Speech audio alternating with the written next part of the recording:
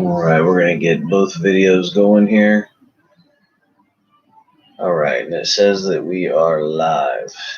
Excellent. This is day 8 of the 40-day series that I'm doing, 40 days to call his people.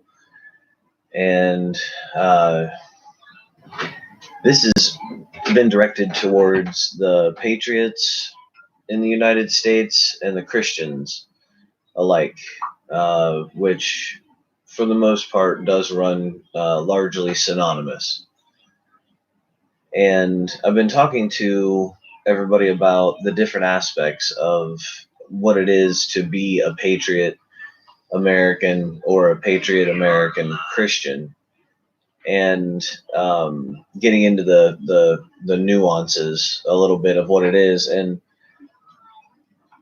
Lisa and Lamaya and I just got back from a funeral for one of her close family members, and it was there where I ended up having a conversation with one of her relatives about it's a gentleman in his 50s, and he just came out and he said it. He just said, "I'm frustrated. I've been working since I was 10 years old, and I'm, working for nothing. I'm going nowhere. I know what this nation used to be. I see what it is today. I've worked too hard for this. The people that I know have worked too hard for this, and I'm just frustrated." And everybody feels that way to some degree. Everybody feels that same type of frustration, for sure. I don't want to sell that short. But for the Christian, we have a different, because of our belief, because we believe in something that is so much bigger than all of this experience, that when we see that frustration, even when we share in that frustration, because our eyes are on a bigger prize, it gives us perspective. And by the way, I'm on YouTube and Facebook right now, so if you're having trouble with one of them, you can go to the other. I believe if you want to find me on either of them, just go to Jeremy Dieter, and that should be able to get you there. So everybody shares, whether you're a believer in Christ or not, everybody shares in the same frustration. Where it is that we take it, what it is that we do with it, is something entirely different. It's entirely different because, like I said, for the believer, our eyes are on something larger. So we're trying to make sure we adhere to a mindset that is consistent with our belief system, and fight this fight and have this frustration. We've signed ourselves up to do it a certain way. The non-believers have that frustration, but no place, no point of refuge to go to that the Christians do. And I can't speak for any other religion, but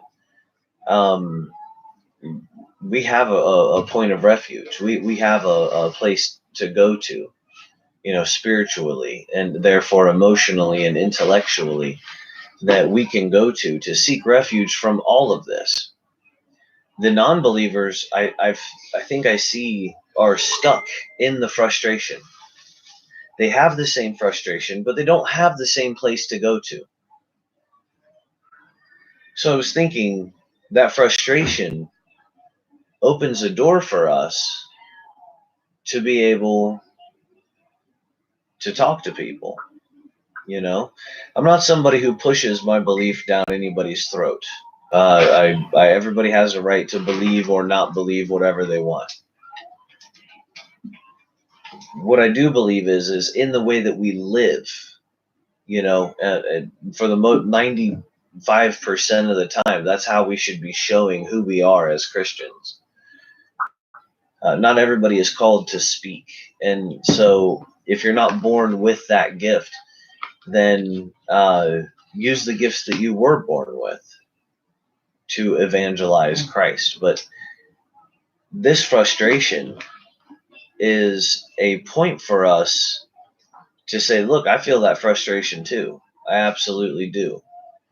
I think it's where we process it, where we take it all, is where's the difference between us, and maybe just leave it at that as a mere observation. Hey, I observed something different about us, you know. But it at the very least, in the most subtle ways that are polite, it opens a door for us to say, look, I'm a believer in Christ, you're not, and we share in that exact same frustration. There's no difference between us, So understand that I'm feeling that with you, you know. Whether you're young and single, or young and don't have any kids, or if you do have kids, if you're in your 50s or 60s or 70s, whatever, 40s, we all see, everybody who sees that this is a nation in decline, leaving quickly. Everybody shares in the same frustration. Why can't we get it together? Why can't we figure out what's going on? Why have we been betrayed at such a high level, of people in power? Why do we have to fight? And it's something else, to consider with that is the people who wrote Pursuit of Happiness. They meant every word. I mean, they meant it. They really meant it when they said that you should be free to be able to pursue your happiness. They meant that. That's in all aspects: business, enterprise, religion, schooling, whatever it is. It applies across the board. So it's one point that we can use to draw people closer to us, just as people. We don't even have to use it in a religious context or way at all. Just to show somebody, hey, I am your countryman or woman or woman, that we share in this. We feel the same way. Are you frustrated? Are you fed up? You've seen how the middle class has been dissolved. It's been dissolved by people that have, if you look at the people who are in charge of our economy, these people are Ivy League graduates. These are, people who all graduated the same really, really nice schools. And these schools have the highest level of math educational standard in the nation. So we're supposed to believe that the people with the highest level of math education in the nation are the ones that set up a system that is failing us so horribly. And that they just couldn't think of a better one?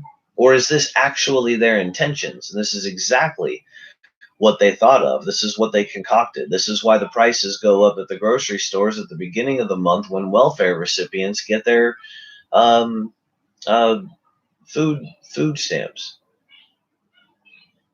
Is that the system that you would put together? Are you frustrated with this? And a million other examples of where these things do not represent you?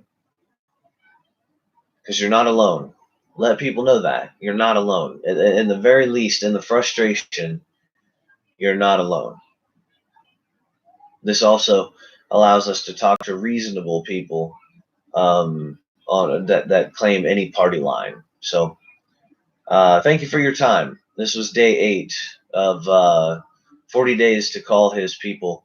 It's just, I guess, a conversation to talk to the patriots and the patriots that are Christians, and have a little discussion about the situation that we're in. And I'm just at day 8, so this was also about end time prophecy and seeing, are we in the end times or not? Is this just human nature, and inevitably this is what we do, or are we actually looking at prophecy being fulfilled? And so I'll get more into that. I felt that in the beginning videos it would be really important just to cover some of the base brass tacks of what we're dealing with here. So I appreciate you guys, and enjoy your night, enjoy your family, enjoy your evening if you're out west, and thank you guys. Thank you for your time.